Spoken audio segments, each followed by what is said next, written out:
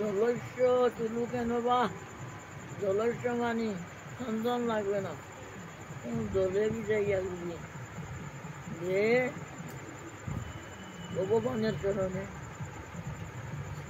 বিকৃতন সমাত্মান। ভগবান বলছেন যে এক পাতা তুলসী আমাকে দে, আমি বিক্রয় হইয়া যাই, আমি তার কাছে বিক্রয় হইয়া যাই।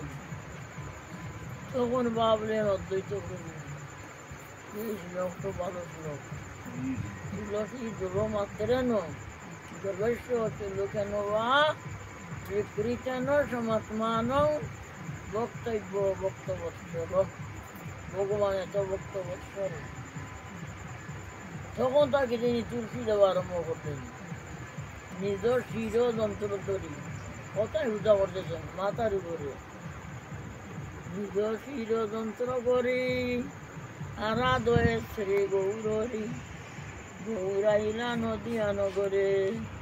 এই যে তুলসীর পাতা দেয় না, একদম তুলসীর পাতা দিতে দিতে পিণ্ডই গেল গিয়া, এই পিণ্ডগুলি গঙ্গায় বসাই দিলেন। গঙ্গায় বসাইলেন, এই পিণ্ডগুলি জলের তুলসীর পাতাগুলি উপর দিকে যায়,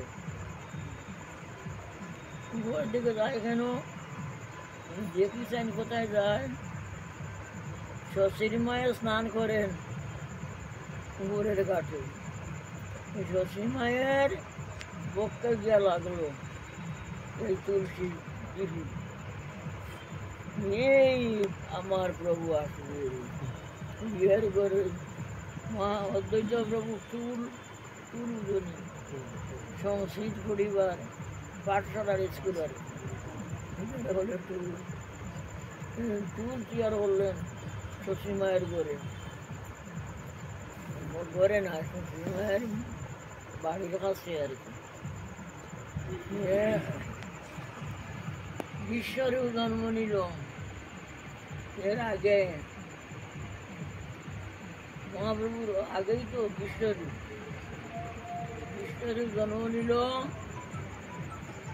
তখন ভাবছেন বিশ্বরূপ তো অধ্যক্ষের স্কুলে যায়, সংসার মিথ্যা, সংসার স্বপ্ন, হরিনাম সার, সাধন ভজন সার, আর সব ওষার ওষার, এগুলি বিশ্বরূপ জন্য তো মহাপ্রভুর বড় ভাই।